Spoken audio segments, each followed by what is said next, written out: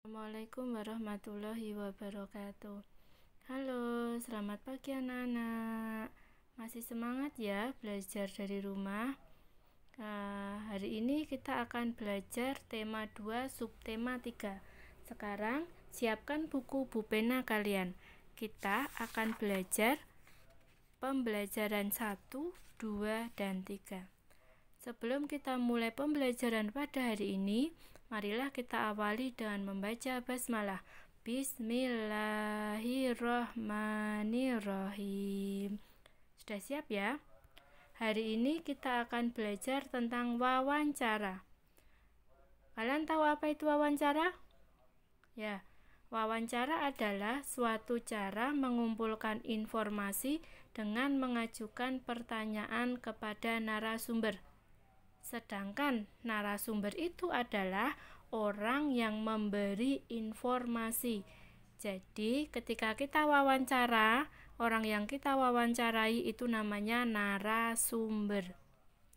Kita dapat menemukan informasi dengan melakukan wawancara.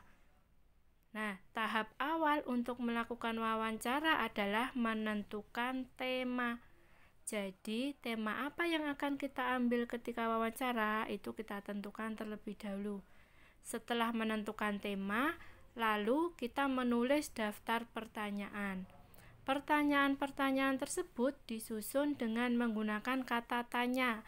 Apa, di mana, siapa, kapan, mengapa, dan bagaimana. Selanjutnya, setelah kita melakukan wawancara, hasilnya ditulis menggunakan kosakata baku dan kalimat efektif. Kosakata baku dapat ditemukan di dalam Kamus Besar Bahasa Indonesia atau biasa disingkat dengan KBBI. Sedangkan kalimat efektif dapat disusun menggunakan Pedoman Umum Ejaan Bahasa Indonesia atau disingkat dengan PUEBI.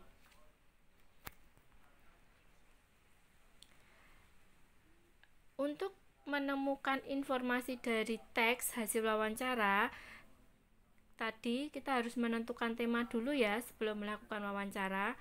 Nah, tema itu adalah pokok bahasan dalam wawancara.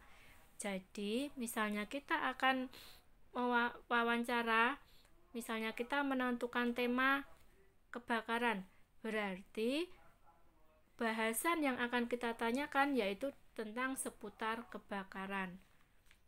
Nah, pertanyaan-pertanyaan yang ada dalam wawancara tadi umumnya menggunakan kata tanya. Tadi sudah disebutkan ya. Sekarang pengertiannya. Menggunakan kata tanya apa? Apa itu menanyakan hal atau peristiwa. Di mana itu untuk menanyakan tempat terjadinya peristiwa. Kapan untuk menanyakan waktu terjadinya peristiwa. Siapa untuk menanyakan orang yang terlibat dalam peristiwa. Mengapa untuk menanyakan sebab terjadinya peristiwa. Dan bagaimana untuk menanyakan keadaan atau cara. Sudah paham ya? Kalau gitu kita lanjutkan. Menentukan posisi bilangan cacah pada garis bilangan. Bilangan cacah itu dapat dituliskan dalam sebuah garis bilangan secara berurutan. Sekarang perhatikan contoh berikut. Nah, ini contoh dari garis bilangan. Kita buat dulu garis, terus kita kasih titik, titik, titik. Nah, nanti ditulis angka 0 sampai yang kita inginkan ya. Pada garis bilangan tersebut, setiap titik itu digambarkan dengan jarak yang sama. Nah, selain itu, terdapat tanda panah yang ada di sebelah kanan itu ya. Tanda panah itu menunjukkan bahwa garis tersebut dapat diperpanjang sampai tak terhingga. Nah, dapat diperpanjang mau berapa angka berapa yang kamu butuhkan.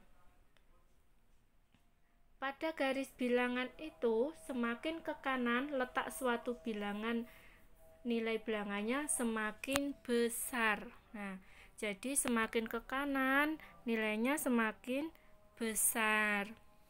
Sekarang perhatikan contoh berikut. Tentukan hasil dari 4 ditambah 5 menggunakan garis bilangan. Nah, selain menunjukkan urutan bilangan tadi, garis bilangan itu juga dapat digunakan untuk menyelesaikan soal penjumlahan. Contohnya ini ya.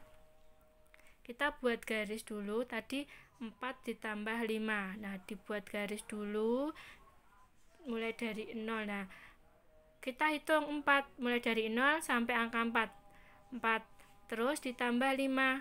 Nah, 5-nya dimulai dari setelah 4, dihitung jalan ke sana 1 2 3 4 5. Nah, sampai angka 9. Jadi 4 ditambah 5 sama dengan 9. Paham ya? Kalau gitu kita lanjutkan. Tugas dan peran anggota keluarga di rumah. Anggota keluarga di rumah itu biasanya terdiri dari ayah, ibu, dan anak. Setiap anggota keluarga memiliki peran dan tanggung jawab yang berbeda-beda. Peran dan tanggung jawab tersebut disesuaikan dengan kemampuan masing-masing. Nah, sekarang berikut contohnya, contoh peran dan tanggung jawab anggota keluarga. Contohnya, ayah Amel itu berperan sebagai kepala keluarga. Nah, ayah Amel itu berarti bertanggung jawab mencari nafkah untuk memenuhi kebutuhan seluruh anggota keluarga. Nah, sedangkan Ibu Amel bertugas mengurus rumah tangga. Ibu Amel bertanggung jawab atas kelancaran seluruh urusan di rumah. Nah, itu tadi peran dan tanggung jawab ya. Ayah berperan sebagai apa? Kepala keluarga. Tanggung jawabnya mencari nafkah. Nah, ibu berperan sebagai mengurus rumah tangga. Tanggung jawabnya apa?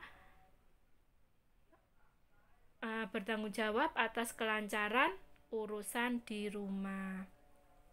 Selain memiliki kewajiban, setiap anggota keluarga juga memiliki hak. Ayah dan ibu memiliki hak untuk dihormati dan disayangi oleh anak-anaknya. Anak-anak juga memiliki hak untuk dilindungi dan disayangi. Selain itu, anak juga memiliki hak untuk dipenuhi kebutuhannya seperti makan, kesehatan, pendidikan, dan keamanan. Hak dan kewajiban harus dilaksanakan dengan seimbang ya. Jadi antara hak dan kewajiban itu harus seimbang. Untuk tugasnya bisa kalian kerjakan buku Bu Pena halaman 158. Cukup sekian ya. Kita akhiri pembelajaran pada hari ini dengan membaca hamdalah. Alhamdulillahirabbil alamin. Anak-anak di rumah jangan lupa sholat 5 waktu, hormati orang tua, dan tetap semangat belajar. Terima kasih untuk ayah dan bunda yang sudah dengan sabar mendampingi dan membimbing anak-anak belajar dari rumah. Cukup sekian. Wassalamualaikum warahmatullahi wabarakatuh.